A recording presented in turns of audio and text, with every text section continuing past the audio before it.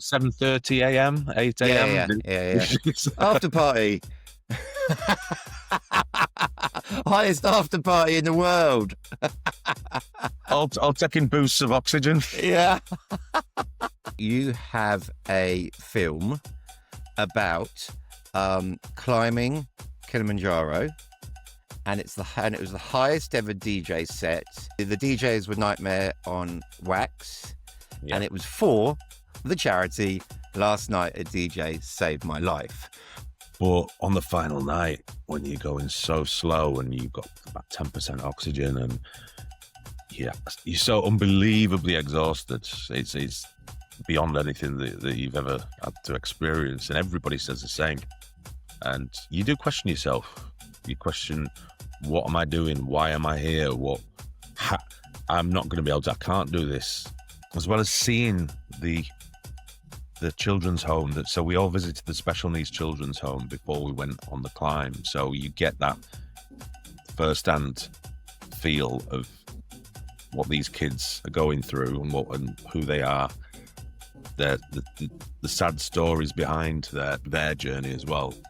The result of those two treks was the building of this housing unit on a special needs children's home. No way.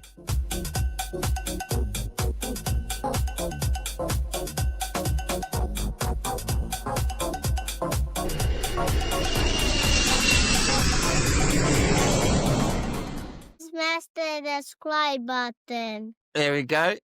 70% of you guys who watch my videos have not subscribed to this channel, and my #1 fan has been begging me to come on and do a video with me, haven't you? So say it again. What do they need to do? Smash that subscribe button. You do that, and let's go and do the interview. Neil, thank you very much for joining me today on this podcast, and I love the Last Night at DJ Saved My Life logo in the background.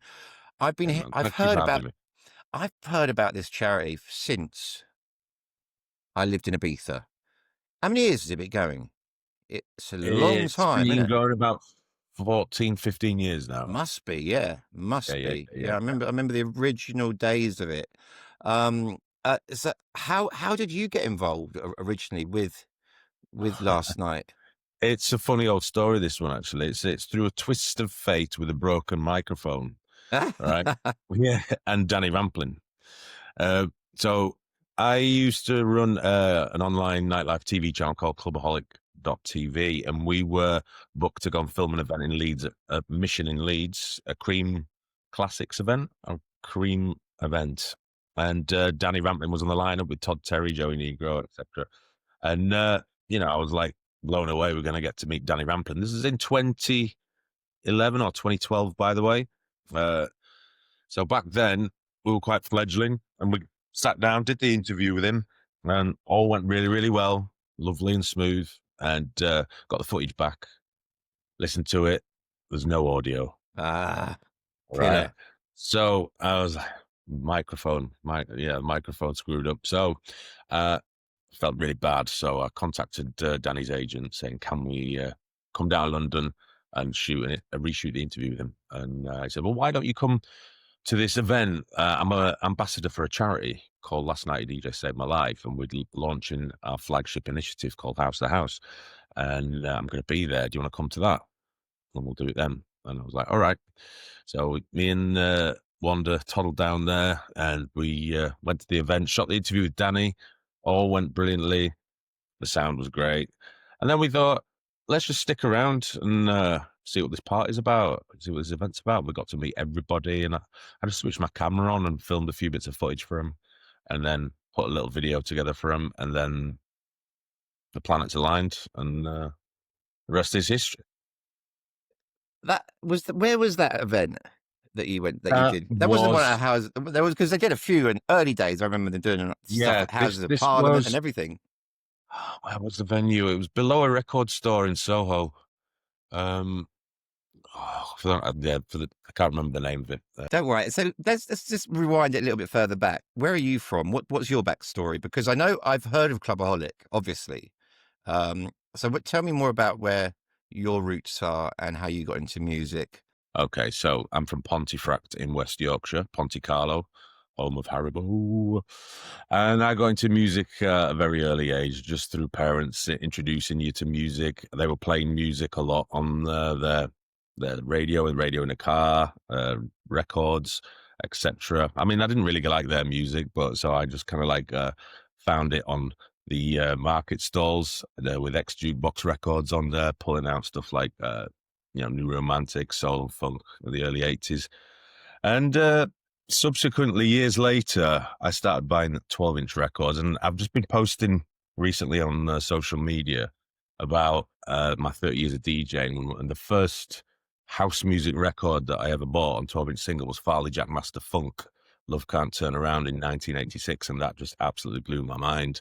So from then on, it was a case of finding out more and more about house music as I started to grow into it. And then in 1994, after a set of turntables were left at my flat warming party for the first time I'd moved out, I just started messing about with the records on these turntables, and I got the bug from then on. And then months later, I got my own decks and then started playing out.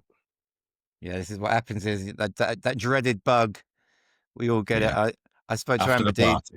Spoke to Amber D. Yeah, I spoke to Amber D about it the other day, and we all had that same feeling. It's like, oh, I like this, and it's just you can't really explain it, can you? I think the whole vinyl experience was very much more hands-on. The digital side of things, I've just got a RX3 behind me, and I haven't even plugged it in yet. I'm doing that this afternoon.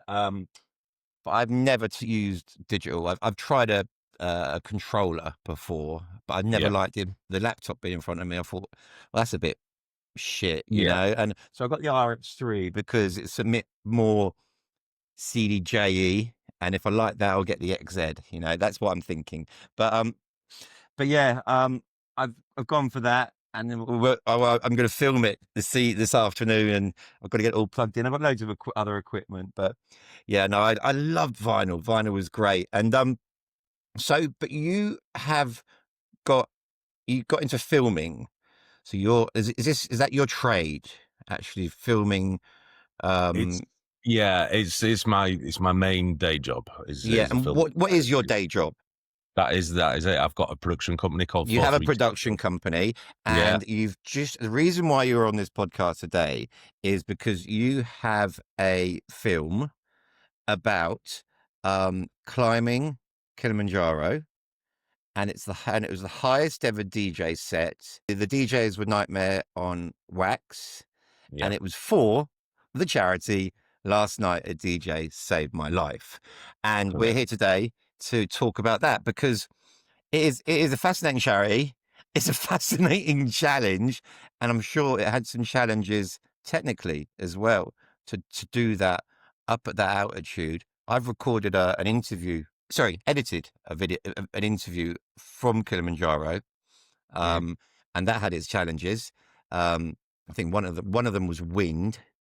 It was incredibly windy on the day that we had, and yeah, it's just getting the equipment up there, I suppose, was a bit of a ball ache as well. So, well, it was minimal kit, really. yeah. Nowadays the controllers can be absolutely tiny, can't they? But when is the screening of it? So the screening is taking place on the 26th of November at the Garden Cinema in Covent Garden. Okay. Yeah. We've got a nice theatre which holds about 70. It's not the big theatre, but it's a nice little cozy Art Deco cinema, lovely. And I'm buzzing for it. Something. It's been such a long time coming. The actual trek took place in 2018 September, and the actual documentary kind of got lost through COVID. Yes, I understand, but we had a big festival in 2019, paid a fortune for our film crew to fly out and film 6 days, and then 2 years shutdown. We never got to use the footage. So Yeah, exactly. I know exactly how you feel. So you did it in 2018, and then you were obviously meant to be releasing it in 2019, I imagine, and then obviously COVID kind of hit. And have Yeah. you had to just circle back to the project recently? Yeah, well, about 2 years ago, I got to like the 5 years since the trek, and I was like, we need to do something. This is just Yeah. why haven't we done it yet? Because it had been passed around a few production houses to do the edit, but inevitably, it always came back to the fact that it had to come back to me to get back on top of it and finish it. Because yeah, I was there, I was in the thick of it. I've been with the charity for 14 years, and you know what I And you mean. know So what it's you want it to look like. yeah, and so so I mean, it's taken 2 years to get this edit done because obviously we're juggling day-to-day lives and Yeah, no, client work. totally get it. I totally get it. Had assistance from another editor, the amazing Lucy Sharp, who did the rough cut. You know, it was quite a rough cut, but the framework was there. So I took this framework and I just breathed life into it and put the flesh on the bones and you know, brought it to life a bit more and just made it sing and dance. And it's taken, you know, a good couple of years to get that I over mean, the line. I'll tell you the truth. I mean, I heard about. I remember when they did the climb and the actual. I remember the charity saying that they'd done the highest ever DJ set up there. And when you got in touch about the video, I thought, hasn't this been done? You know, so it's kind of been a bit of a pause. But so, how long is the film? How long did you create it? It's 2 hours and 10 minutes, so it's a feature. 2 hours and 10 minutes. Bloody hell! Yeah. That took a bit of editing. That's why I'm saying it's taken a little while to get it done. There was a lot of footage. There was a lot of footage. Yeah, sounds like it. Yeah, and there's a lot of powerful moments in there, and you know we've cut it down quite a lot. You know, it was nearing possibly being 2.5 hours long, and it was just like we can't do that. So, and even still, there might be a few moments to shave off of it, but I'm happy with it right now where it is, and we're hoping to get some feedback from this first screening and just to see if it's doing all the right things. Wow. Okay. So 2.5 hours. I mean, I recently spoke to another filmmaker who created an 1.5 hour dance music film, and they said that took them close on 3 years. But a lot of that was actually to do with the signing off the footage and the archive footage and the music. It was really difficult because it was an old school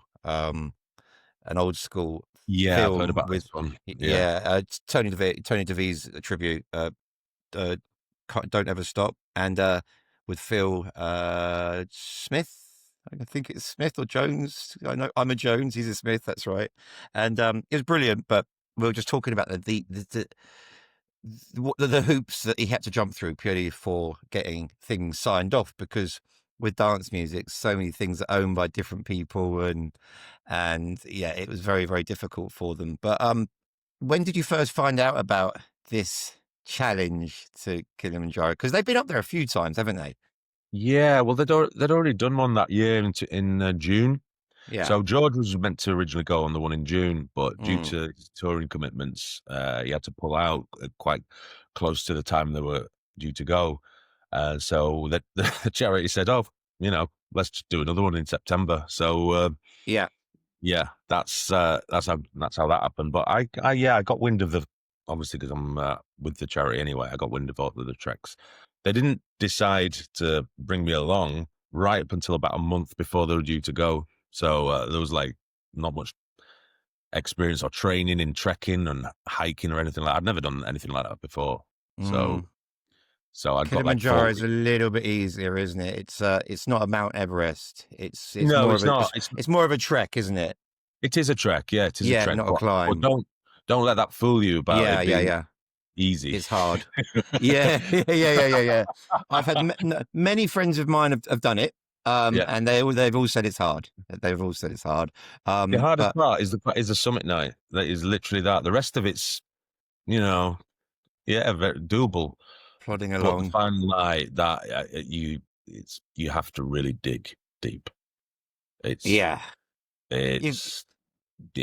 think I'd like to do it actually. Yeah, I think that's something. I very rarely leave the office and the studio and the island these days, or Ibiza. Well, funnily enough, this time next year. In fact, Johnny's just come back from Nepal Okay. for a recce for next year's challenge, which isn't Kilimanjaro, but it's in Nepal, and it's not the world's highest lake, but it's not far off, and we're doing the world's highest full moon party this Fantastic. time next year. It's called the Sonic Yeah. Adventure, and we're going to be launching it at the end of Yeah. the screening of this film on the So 26th. for people who don't know Johnny is one of the original founders. Is that correct? He's Yeah. the founder And of Last Night DJ. yeah. And he's done a fantastic job. And for those who don't know what Last Night a DJ Saved My Life, it's a charity that's been going within the dance music for a long time, and you do a lot. I mean, could you summarize for me and the people who are listening, because many people won't understand what I'm on about. They'll think Yeah. it's just a record, which is a very famous record as well. Could you summarize a little bit for me? Because I'd love to speak to Johnny as well. He is on my list Yeah. about the charity, but you obviously popped up on my radar before about the film. Last Night DJ Saved My Life. It's a global charity that its aim is to unite the dance music community in order to make some real world change, whether that's building wells, homes, or supporting children in need, around the world. And I'd always felt the same as the founder, Johnny Lee, that this brilliant culture that we're all being in, the house music, dance music, it was born out of unity and one love, right? So that energy from the dance floor, shouldn't it be channeled into doing something positive, and should that be channeled towards others, as in like doing good for others, helping, unifying, everybody being a part. And like I said earlier, that twist of fate leading me to them, that microphone not working with the interview with Danny Rampling, and Your worst nightmare. it was always meant for me. It was it was always meant to Isn't be. it? If that phone hadn't have broken, and that would never have materialized, I wouldn't Yeah. be talking to And it you. is So an the way I look absolute at it, nightmare, isn't it? For a I know, filmmaker, and you know there's what? nothing worse. I've still got that microphone. It's a Shure 58, and it works. But for that one moment, it didn't work. So that meant, that's the It's planet. the universe playing its role there. Absolutely. So yeah. The charity. It's all about building hope through music and creating positive change, doing good, and feeling good at the same time. A lot of it is on the website, isn't it? It is. That's Yeah, Last and Night I'm DJ Saved My going Life. to drop the website and any links that you want me to into the description below, and on the audio versions of this as well. Have you always been doing involved in documentaries, or have you been involved in all sorts of different types of? Not always documentaries, but I think I always had that yearning to do documentaries. I've always been interested in capturing moments and living by, and because I've got these two branches of what I do, which is music and video, they go kind of like work together symbiotically. Absolutely. Yeah. And I happened upon this Stanley Kubrick quote, which is something on the lines of film is like music. It's all about moods and moments, or it should be like music, about capturing moods, moments and feelings. And that really, really resonated with me. And that's the way I look at what I do. But documentaries, it came about through when I started Clubaholic.tv back in the day. And I really wanted to explore this amazing scene, this dance music scene, because I was fascinated by it. Ever since partying, early doors in the 90s and everything, I was always fascinated by the nuts and bolts of it all. So that's why I started this. I wanted to really get an insight into what makes it all tick and everything. And then, so we're filming interviews with like lots of different DJs that I'd always looked up to, like your David Morales's and your Todd Terry's and all that kind of stuff. And I found a really good knack for capturing all this stuff and then putting it out there in an easy way to digest online. And I was interested in getting the real insight into what makes these people tick. So yes, documentary making, I think, has been born out of that. So Clubaholic. It does ring a bell. I haven't done stupidly, I didn't do a lot of research into it because I knew I thought more about it. And thinking now, where did you air Clubaholic? It Where was was it on YouTube. on YouTube? And is it still there? The channel's still there. It doesn't. It's kind of like in the vaults. Really, it's still doing its thing, and people still watch the videos and everything. Yeah. No. Just make sure you keep it. Make sure you keep it live and there because Absolutely, it's because like it's a historical moment in time of like 15 years exactly. of And also events. seasoned YouTube channels that have been around for 15 years are actually very valuable now, because people now opening YouTube channels, they have to wait like a year minimum to go through that sandbox period of where a YouTube will trust you. So the longer you have a YouTube channel, the more you're trusted by YouTube. So you can actually post something. If you could start posting again on Clubaholic tomorrow, and within 6 months you'll be flying, because of that trust that you built over the years. Anyway, I'm getting really geeky now, because that's what I do for We're all a geeks, living. mate. We're all geeks. Yeah, I help people out with media and digital algorithms and all this whatnot and stuff. So can I ask a question then? When they were going it was Nightmares on Wax that went up to do this DJ set on Kilimanjaro. Who are they? Are they a duo, or is it a one person? I don't know them. I know them as an act. Okay, so Nightmares on Wax started out as a bit of a collective. I think it was like Yeah, 2 or 3 I of them. thought so. Yeah, back in the day. I mean, is from my neck of the woods. Just that he was from Bradford and Leeds. And Nightmares on Wax now is I think it's just mainly George Evelyn, Okay. who he's in Ibiza as well. And yeah, he's been an ambassador for us for at least 10 years, and he's raised so much money, built so many water wells through advocating the charity during his tours and just getting donations. Top man. He's a top guy. His message behind his music and his whole raison d'etre is about positivity and unity and projecting love and good vibes out there. And Awesome. Yeah, I had a funny feeling it was a collective, and then it had come down to one person, because you do see a lot of that nowadays. Because DJ duos, unless you're earning top money, it's very hard to tour now, because the promoters can't afford 2 hotels, 2 flights, to tour manager with it, and to this, to that, to this. It used to be a lot easier back in the day, dare I say it. So I've seen that, because I used to manage a duo, and we always found that even though they were prolific in Ibiza, when it comes to the winter, it was very difficult to get them gigs in the UK or elsewhere because of the price, to plane tickets, to hotel rooms, to this, to that. Yeah. And I think now even more so, because the squeeze is even more more of a squeeze. So when they decided to do this DJ set, were they not going to film it, or just film it on their mobiles?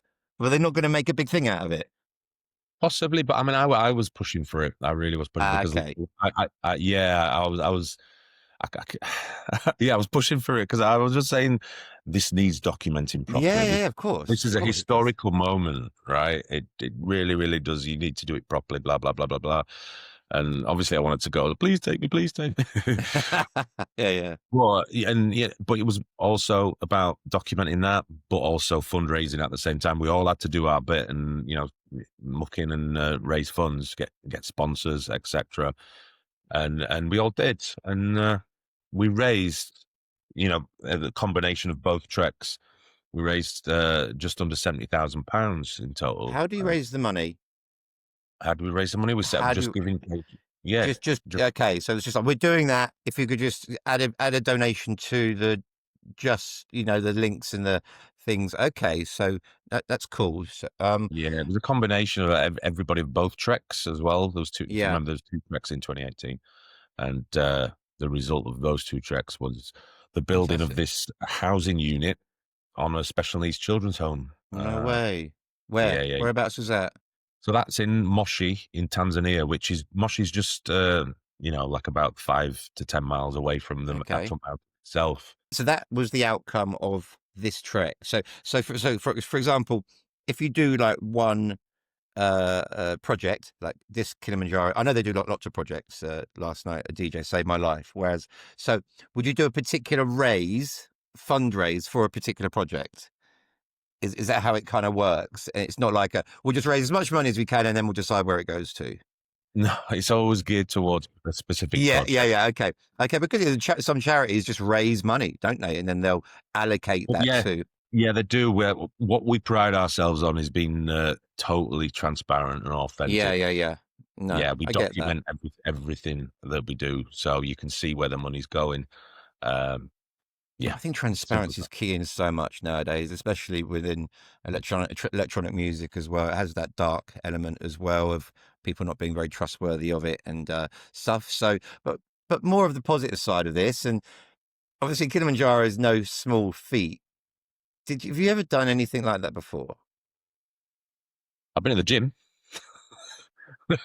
That's about it. Don't even go walking, or I didn't up until then. And how much equipment did you carry? How many keys? 3 kilograms. Yeah, how many would that be? Because obviously that would be your own tents, and you'd be and we had clothing, Sherpas. We had a team of Sherpas with us. Yeah.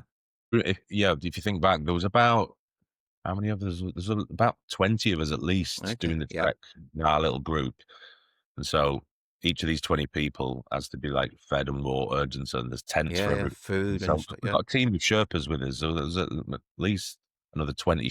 Yeah, they're matching the same amount of people, I think. Yeah, there's quite a few. So, but we still had to carry stuff as well. Yeah. What's the most tiring aspect of it? Is it the obviously the altitude must get quite thin. Is that correct? Yeah, the oxygen you get about 10% oxygen at the top at that level of altitude. I think it's about 10% oxygen. So of normal sea level. Yeah. Wow, I didn't know it was like that. That's ridiculous. Yeah, it is. So if you had things like asthma and stuff like that, I guess it wouldn't be for you, eh? So, and is it like just how many kilometers do you have to? How many days does it take to do it? I'm just trying to gauge what sort of challenge it is here. Okay, so 7 days in total. 7 days. Yeah. Because it's not like you're walking at a really fast pace. You have to do it at a certain speed as you reach certain altitudes. Slow and steady. Yeah, they have to say poli, which is slowly, and so pomalo in Croatia. Yeah. On the final night, the summit night, you are going at such a slow pace. It's a very bizarre situation you find yourself in on that summit night.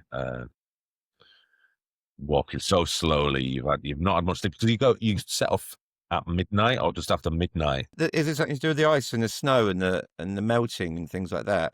Because I've seen some documentaries on stuff like that. And have you seen that Netflix one where the guy does the 7 mountains? Yes, 7 highest in the world. Yeah, he's an ultra athlete. He's just insane, And I watch all of those sort of things. I'm actually quite interested in that.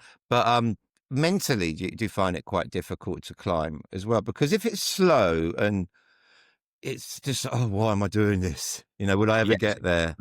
It's exactly that. But really? Like I said, it's the summit night. The rest of it is steady away. It's walking. It's tiring at times because especially the second day we did about 17 kilometers that one day, and it was quite a steep ascent for that. So you were feeling tired after that one.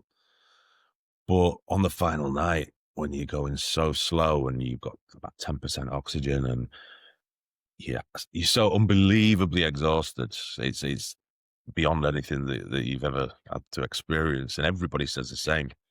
And you do question yourself. You question, what am I doing? Why am I here? I'm not going to be able to, I can't do this. And then you look, you turn around, you see this stream of lights.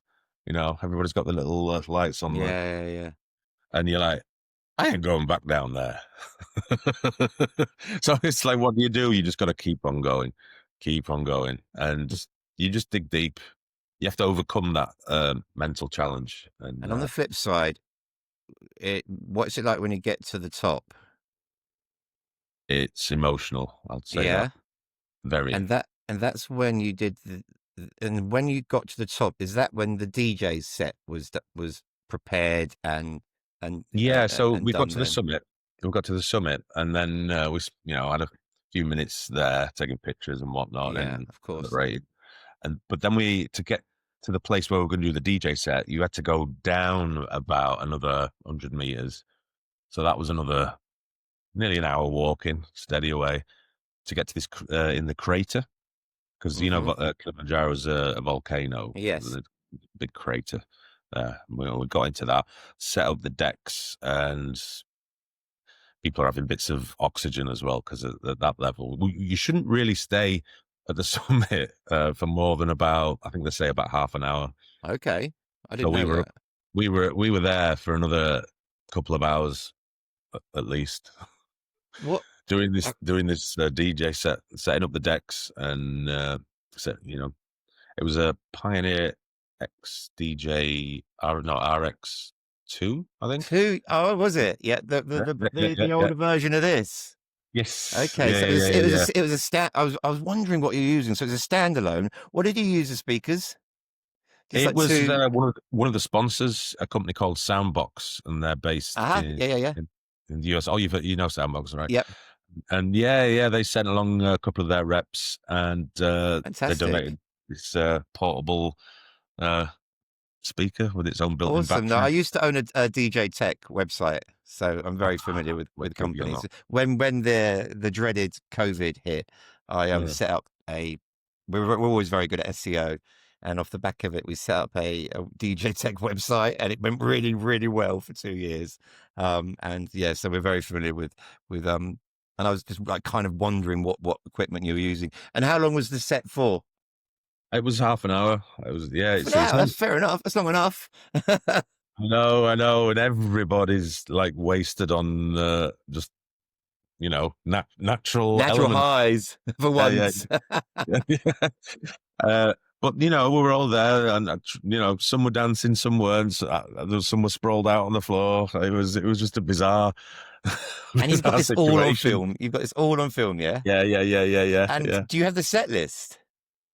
It would be on Nightmares on Wax's Mixcloud, I think. Fantastic. Yes. If you go on Mixcloud, it's the details that count, as you know, Neil. Because I know people will be asking. Fantastic. So you used a Pioneer DJ RX2. There was just one of the guys. What's his name again? The DJ?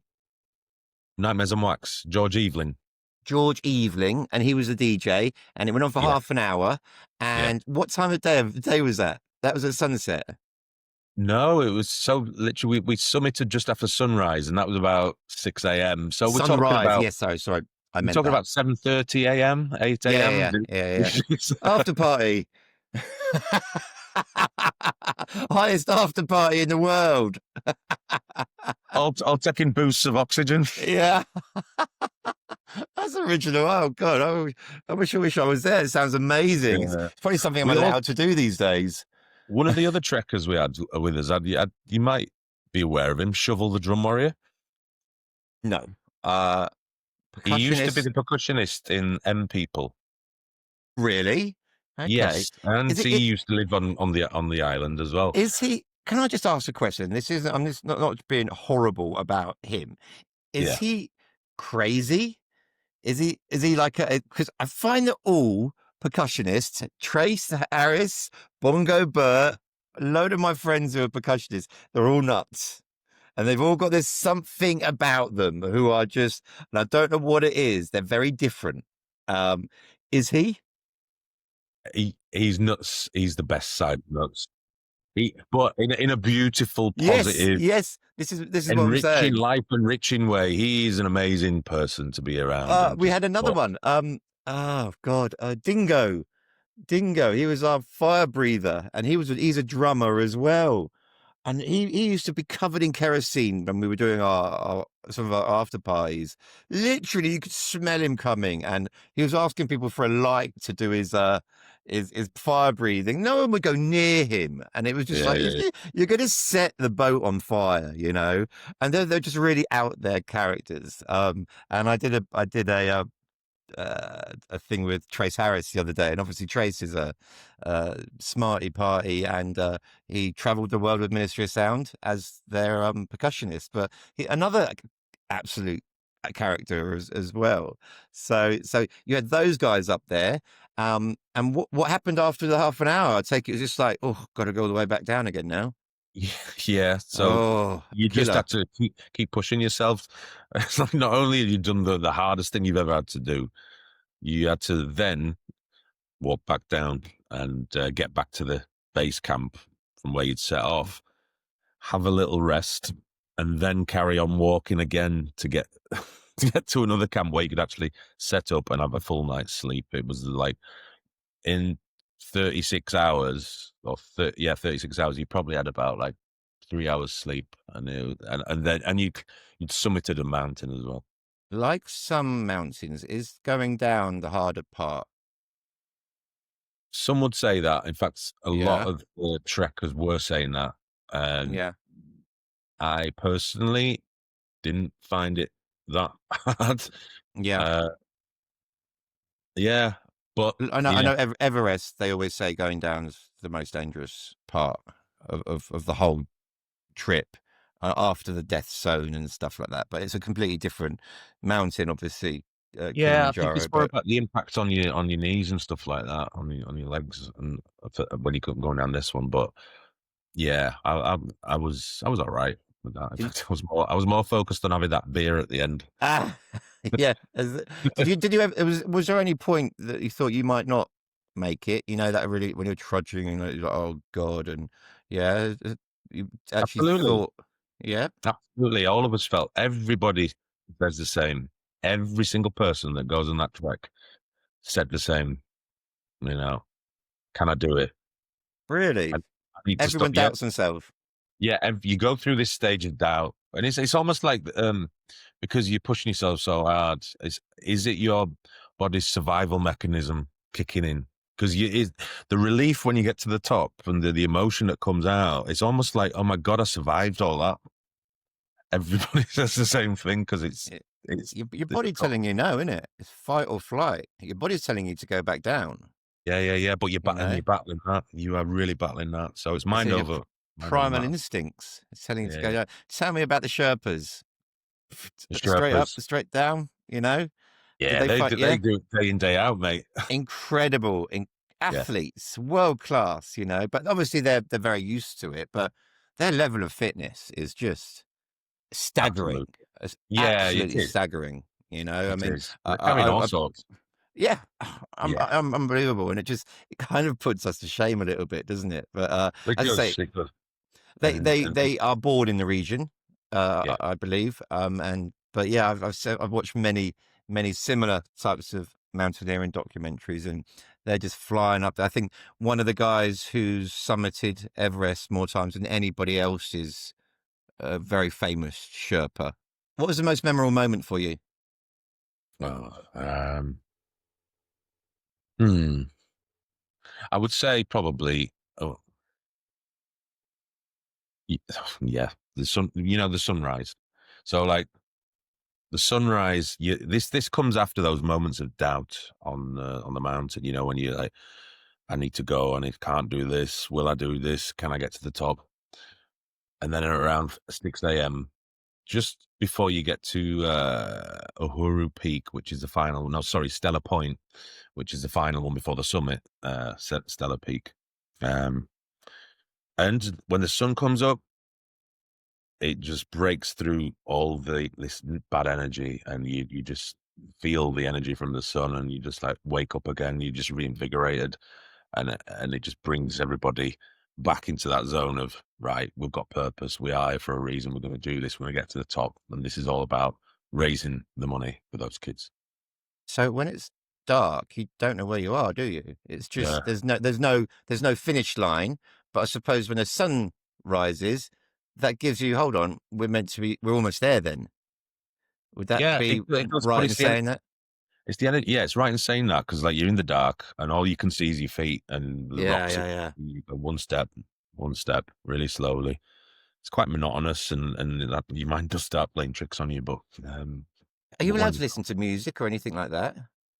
yeah, You can do that. Yeah, you're not told not to do things like you're not that. told not to, but I think because it was it's quite tricky footing as well. So, like when you turn the volume down in your car to when you're like Yeah, backing yeah. up or something. I still do it. So I can hear myself better or see myself better. I'll just turn Or it tell down. someone to shut up. So, Yeah. I'm trying to park. Yeah. Yeah. So I would imagine there wasn't that many people listening to music on that summit night. Okay. More focused on getting one foot in front of the other.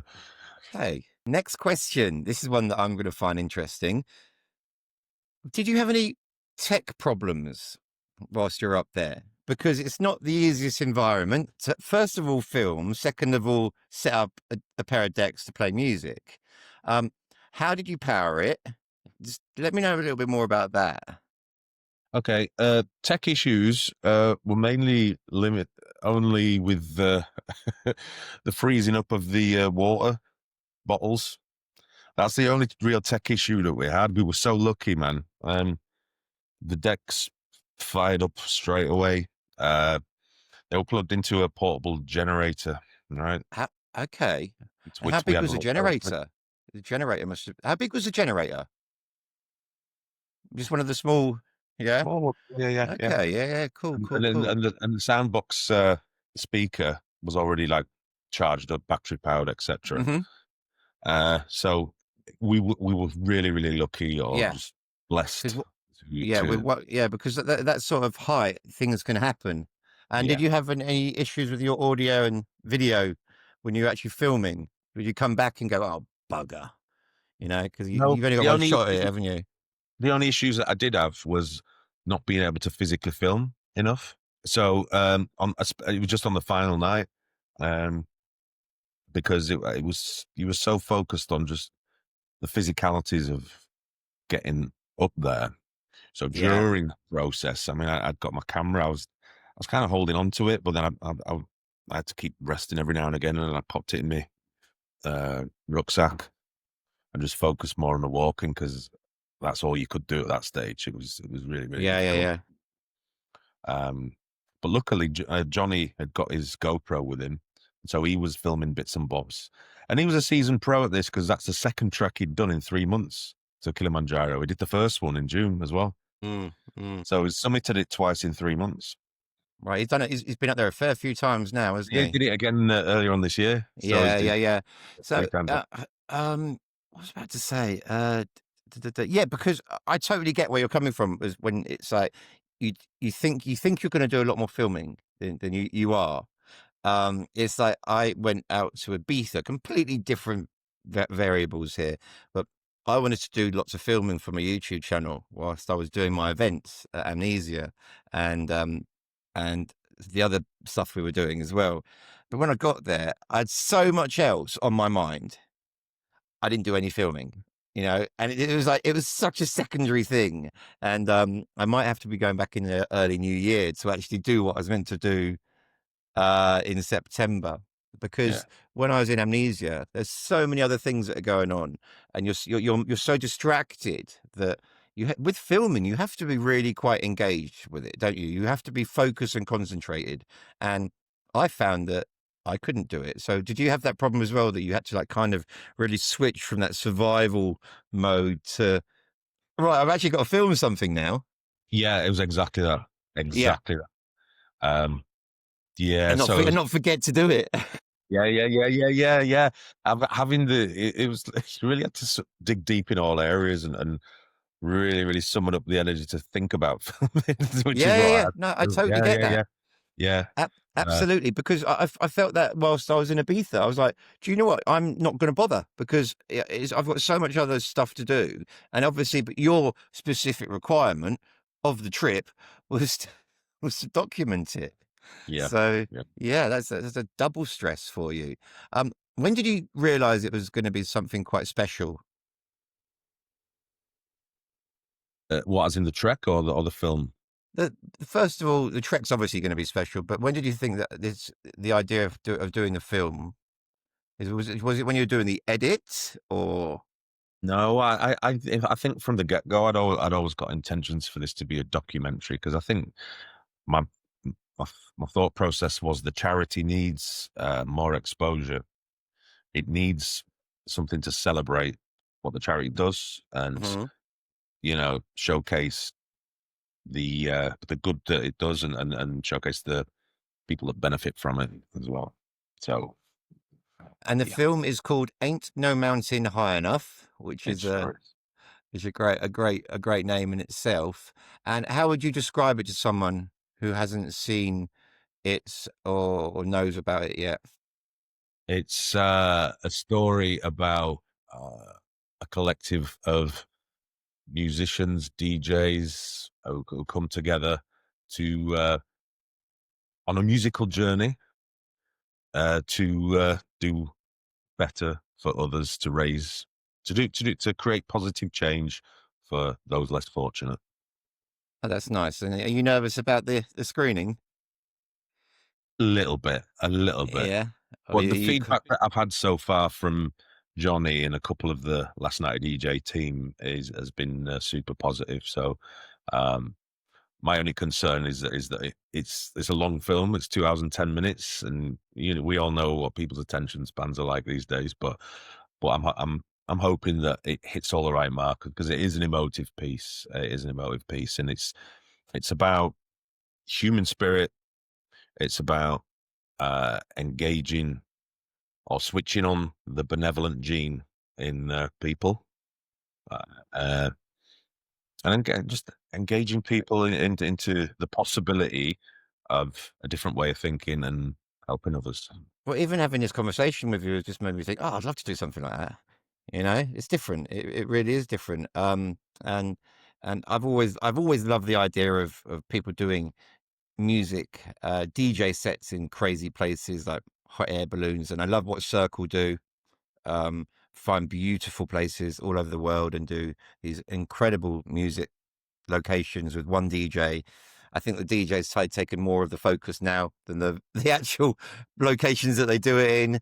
Mhm. Because at one time, Circle with it's where they go to like beautiful castles and stuff like that, and I when because I live in Croatia and I always see these stunning places, and I think this would just be such a beautiful location for a gig, but I know they'd never give permission to do it.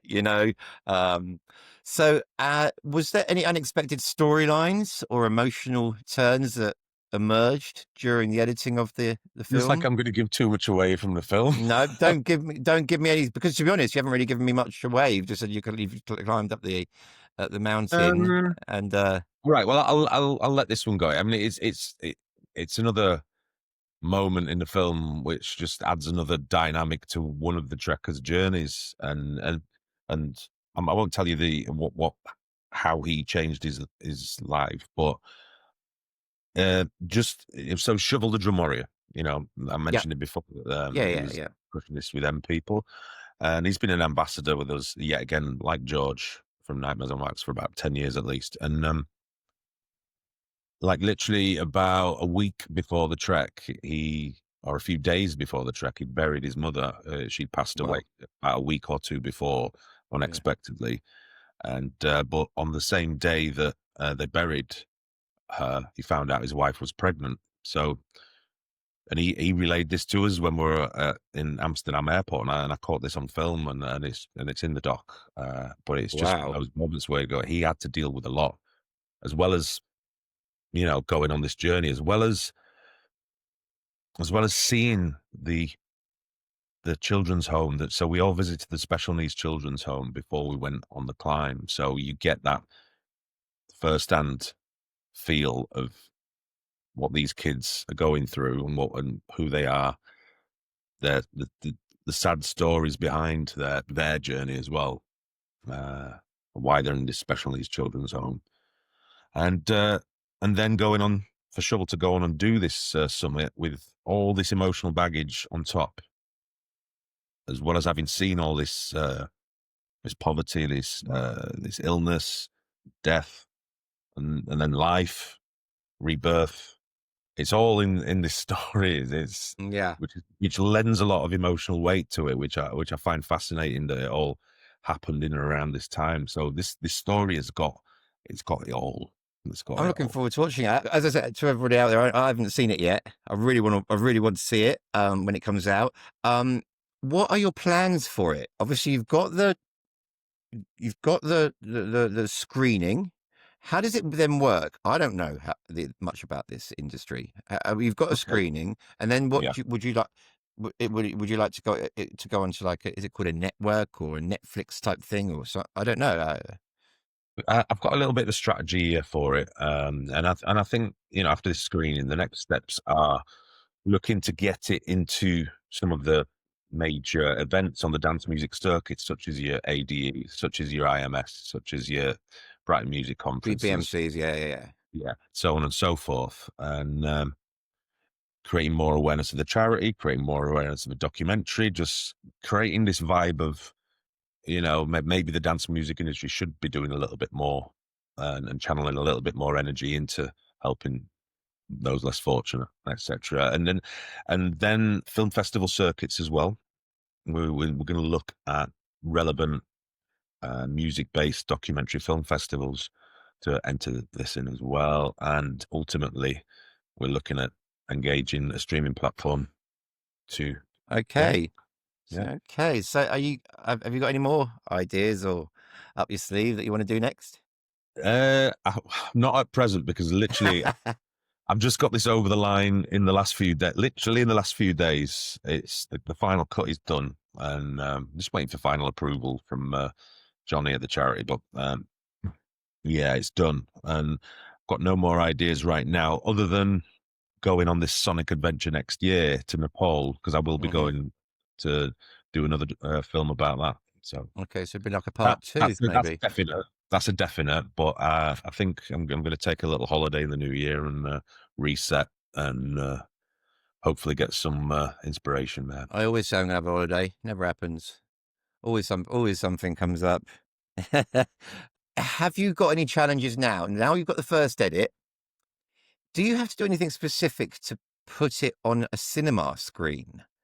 Now Yes, you do. that's a feat in itself. Now people don't understand this, but it's not like just going to make it a 4K film, is it? You have to really No, soup it up, don't you? there's a special. Well, yeah. You obviously you need to make the cut look amazing on the timeline, but then you just have to. It's an export setting. It's as simple as Is that. that all? Is that yeah? Yeah, and it is. It is. You know what? I thought it was just going to be a major effort to do a DCP, which is a digital cinema package. Uh, so that's what you need to export it as. And there is a setting on Premiere Pro. No way. Yeah, there is. Yeah, if you Google it or YouTube it, you'll find the. Okay, I thought it was a little bit more than that, but it's how long will that take? It must take hours. Well, I've exported a version of this, but just as like a crunched MP4 to send over to Johnny. And I mean, I managed to get the file down to 11 gigabytes to send That's all to right. him. Yeah, that's 2 hours and 10 minutes. But it took about 3 hours to export, and I've got a pretty fast machine, so that's the first time This is the first time I've done a production like this. It's the longest piece of work I've ever exported. So Wow. Okay. yeah. Well. Good luck with it. Also, I mean, do you remember any of the tunes that were played up on the mountain? See now, right? You know, when you put that question in this on the list, I thought Yeah, that was more about a personal thing, but you're relating it to the trek. And I'm going to go to a personal as well in a minute. okay, all right. If there's one, so from his set, I couldn't really. No. Oh yeah, I remember one. It's the one that's got the whoa, I get a good feeling. Yeah. I know Well, that not the tune. Avicii version, but it's more of like that deeper. I'll have a Oh, listen to his set online. Don't worry.